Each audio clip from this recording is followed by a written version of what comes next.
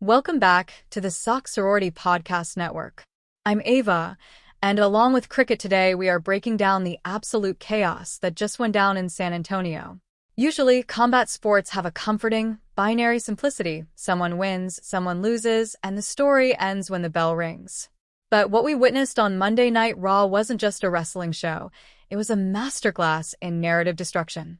From Oba Femi literally stepping over a fallen beast to Roman Reigns shattering the fourth wall, the old guard isn't just being challenged, it's being systematically dismantled. Let's dive into the Fox-Den watch list and see who is actually left standing. Welcome back to another deep dive. We're so glad you're joining us today because we have something really fascinating to unpack. Yeah, thanks for hanging out with us. Yeah. This one is, it's a really great topic. It really is. And, usually, even at the absolute highest levels of combat sports, there's this comforting, almost mathematical simplicity to the whole thing. Right. Very binary. Exactly. You watch a title fight in boxing or, I don't know, MMA, and the reality of that universe is just completely binary. The scoreboard or the judges' scorecards, they tell you literally everything you need to know. Right. One person imposes their physical will and the other one succumbs to it. Yeah. It's clean. It's confined to the boundaries of a cage or a ring. And, when the bell rings, the story is over. It's a closed system. And as viewers, I think we find that closed system incredibly reassuring. Totally. There is zero ambiguity about who conquered who. And more importantly, the athletes get to just leave their personal reality at the door. But, and this is where today's deep dive comes in, when you step into the current landscape of professional wrestling, especially as we look at the explosive fallout from that recent Monday Night Raw down in San Antonio, that closed system just gets completely shattered. Oh, absolutely dismantled. Yeah. The actual battle isn't just about scoring a pinfall anymore. It's about absolute narrative destruction. So we are diving deep today into this brilliant breakdown from the Fox-Den watch list. Cricket Fox, right, from the Soxsorority Podcast Network. That's the one. And she analyzes how the road to WrestleMania 42 out in Vegas has basically devolved into a literal demolition derby. Which is such a great way to put it. Right. And for you listening, you probably already know the players and you know the stakes. But what we're unpacking today is the underlying mechanism of how a multi-million-dollar entertainment juggernaut systematically tests and dismantles its old guard. It's really a masterclass in using psychological warfare, physical destruction, and just unhinged paranoia to force a changing of the guard in real time. Yeah, and the timing of this shift is what makes it so critical to study, right? Exactly. Because San Antonio wasn't just another stop on the tour. It was a structural collapse of the established hierarchy. A total collapse. We are watching an entire universe of characters realizing, simultaneously, that the tactics that kept them on top for the last decade, they're just no longer sufficient to survive this new generation. So let's jump right into the deep end with the most visceral method of dismantling a hierarchy, which is pure, unadulterated physical dominance. The Brock Lesnar segment. Yes. Look at the situation with Brock Lesnar. I mean, he is the final boss. He's the beast. Right. He issues this open challenge to the locker room, and the entire arena just falls into this deafening, anxious silence. Because nobody wants that smoke. Exactly. And the Fox-Den watchlist breakdown noted that fans were really hoping for a wild card, someone like Royce Keys who desperately needs a hook right now. Or Oba Femi. And San Antonio got Oba Femi. They got Oba Femi, which on paper, it's the classic narrative setup for an upset. It is. But the execution here is what warrants a closer look. Usually when the apex predator waits for a challenger, the story is about the young upstart just surviving the onslaught, It's about resilience. Just weathering the storm. Right. But Oba Femi didn't come to survive? No, he did not. He came to entirely manhandle a 300-pound collegiate wrestling champion. Which is insane to watch. It's mind-blowing. And he does it by hitting Lesnar with the fall from grace. Now, mechanically, this isn't just a standard wrestling move. Not at all. To execute this maneuver, Oba basically has to hoist this massive, resistant heavyweight entirely onto his shoulders, neutralizing all of Lesnar's amateur wrestling leverage. Which is a lot of leverage. Right, and then he drives him straight down into the canvas with just raw kinetic power. The core strength required for that is incomprehensible. And he makes it look effortless. And then we get the defining visual, right? Oba Femi standing over a broken Lesnar, pointing directly at the WrestleMania 42 sign. Which is such a massive moment. That visual is a piece of universal shorthand in this industry. Okay, let's unpack this. Because I was thinking about it, and it's like a rookie stepping onto the basketball court and immediately dunking on LeBron James. Oh, that's a perfect analogy. Right. It Yeah. completely bypasses the usual waiting in line narrative. It's like a hostile corporate takeover where you don't even bother buying up shares. You just walk into the Fortune 500 headquarters, throw the CEO out the window, and sit in his chair. You skip the entire corporate ladder. Exactly. But why is that specific visual, the physical act of pointing at the sign while standing over the body, why is that so crucial to making this takeover stick in the audience's mind? Because it recontextualizes the violence. How so? Well, think about it. If Oba Femi just beats up Brock Lesnar and leaves, he's simply a tough guy who won a fight, right? Right, just a random brawl. Exactly. But by standing over the most immovable object in this universe and pointing to the biggest stage possible, WrestleMania, he isn't just claiming a victory. He is issuing a declaration of war on the entire establishment. Oh. It's a classic collision of two generations of destruction. In 10 seconds, without even picking up a single microphone, he tells you that the old era of the beast is over, and the new era operates entirely on his terms. That is the most efficient exposition imaginable. It really is. It establishes a new powerhouse instantly. And the Fox Den analysis brilliantly contrasts this explosive, instantaneous generational clash with another legend who is facing a totally different crisis, a much slower crisis of relevance. Rey Mysterio. Rey Mysterio. So Rey has this highly anticipated career-on-the-line match rumored against Gunther for Vegas, but there's a massive wrench in the gears now. Yeah, that injury announcement. Right. Rey announced a significant rib injury on March 16th, which just throws the entire psychological dynamic of that match into total chaos. It really does.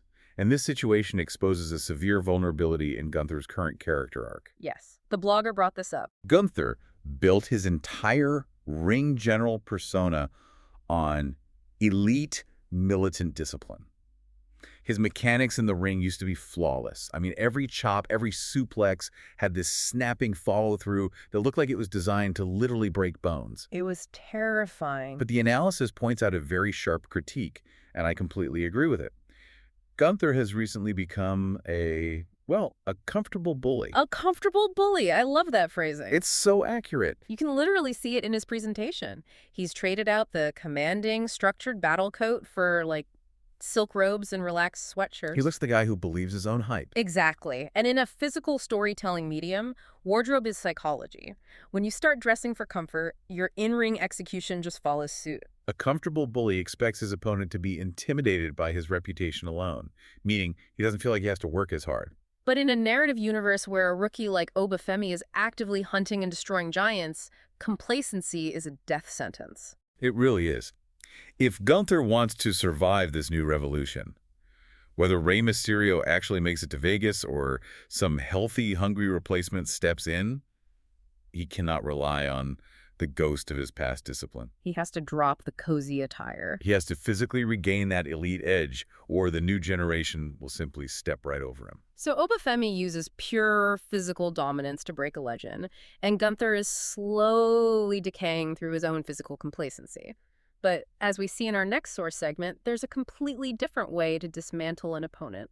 A much more insidious way. Yeah, we're moving away from the physical mechanics and plunging straight into absolute psychological warfare. This is where they start intentionally blurring the lines between the performance and reality, which is an incredibly dangerous game to play. It is. And the confrontation between Roman Reigns and CM Punk is basically the perfect case study for this. Oh, absolutely. According to the source, Roman just took the standard wrestling rulebook, the idea that you attack the character, not the actor, and threw it out the window. He totally discarded it. He didn't just insult CM Punk, the persona.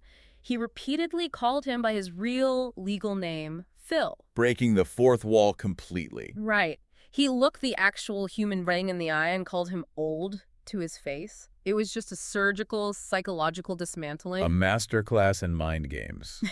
But then the tension builds until Punk finally snaps. He gets the physical upper hand, strikes Roman, and drops him flat onto the canvas. But the segment ends with that eerie visual. Yes.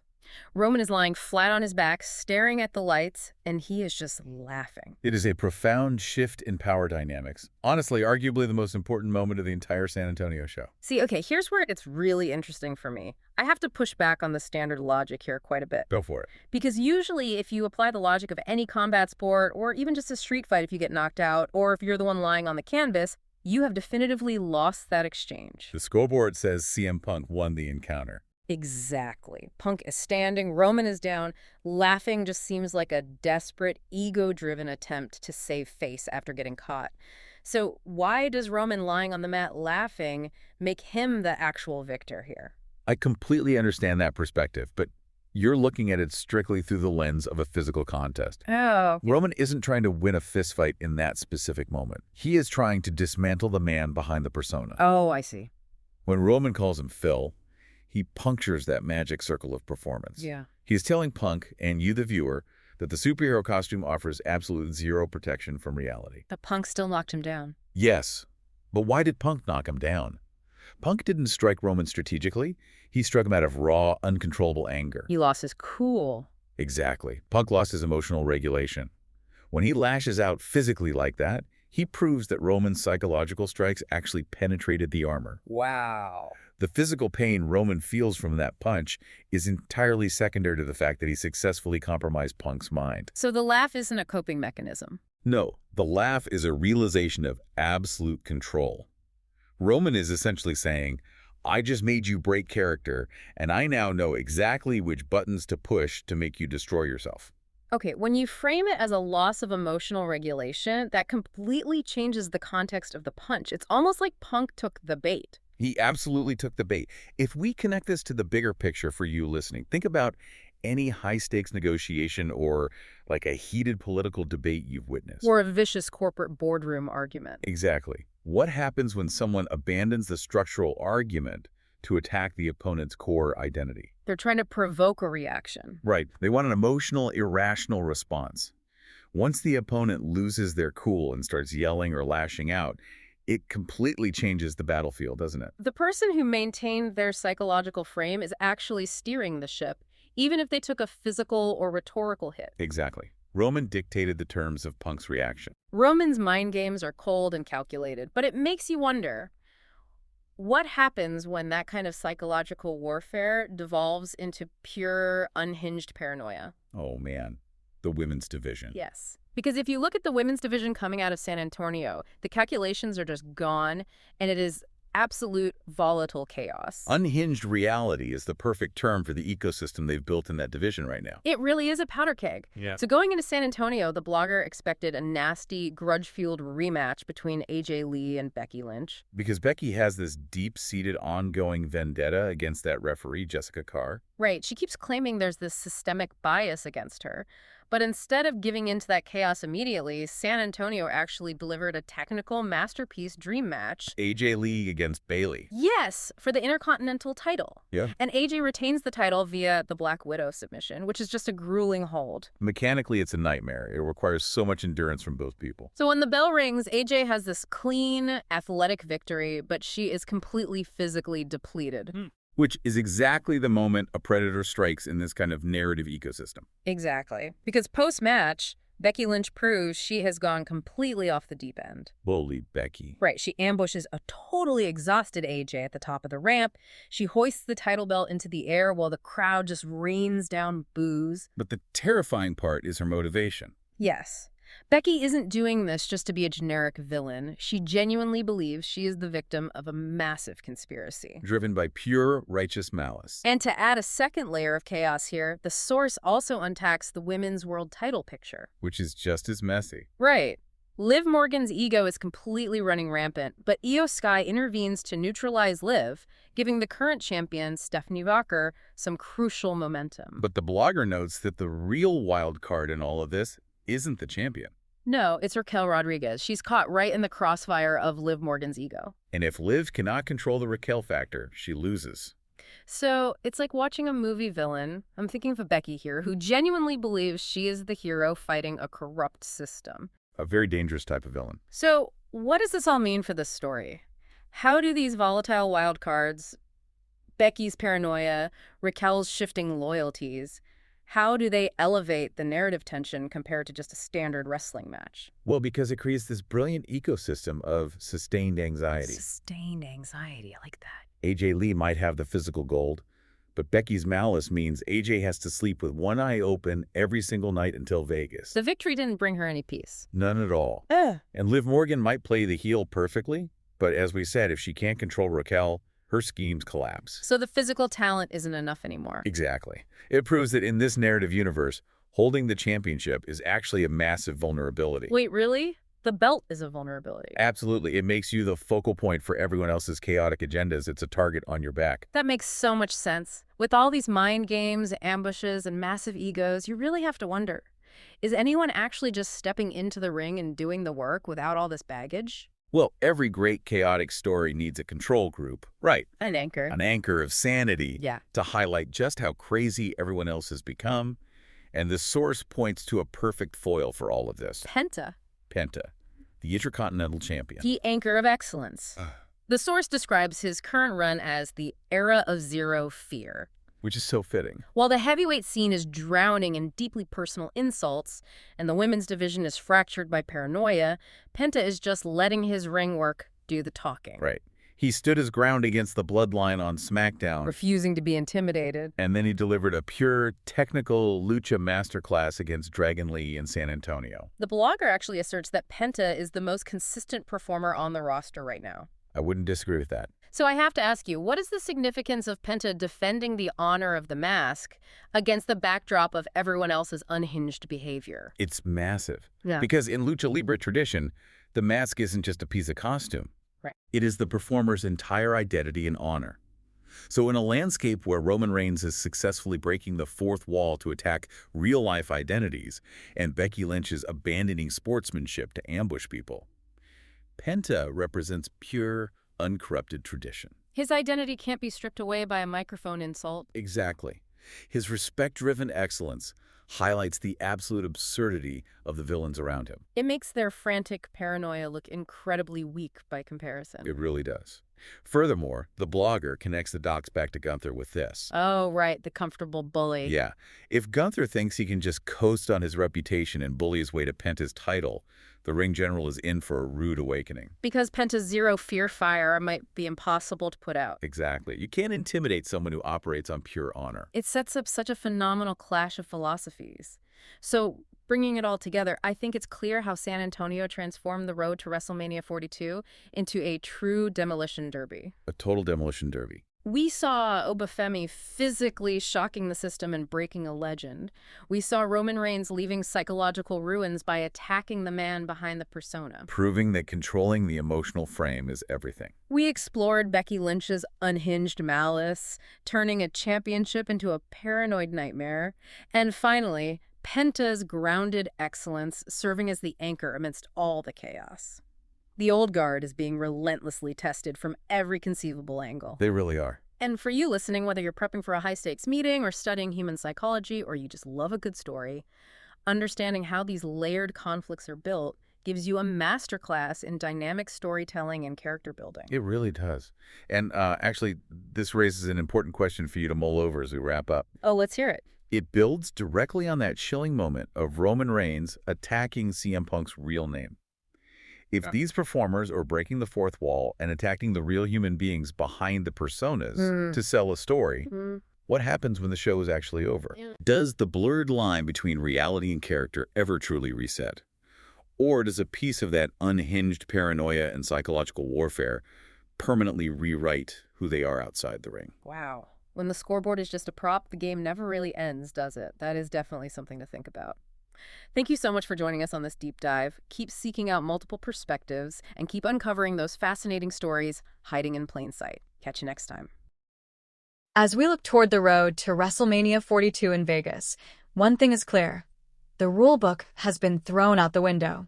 Whether it's the physical dominance of Oba Femi, the psychological warfare of Roman Reigns, or the unhinged paranoia creeping into the women's division, the stakes have never been more personal. We've seen that in this new era, holding a championship belt might actually be a vulnerability rather than a victory. When the scoreboard is just a prop, does the game ever truly end. Thanks for joining Cricket, Dean, Diana, and myself with the deep dive on the Soxsorority Podcast Network. Keep seeking out those multiple perspectives, and I'll catch you in the next one.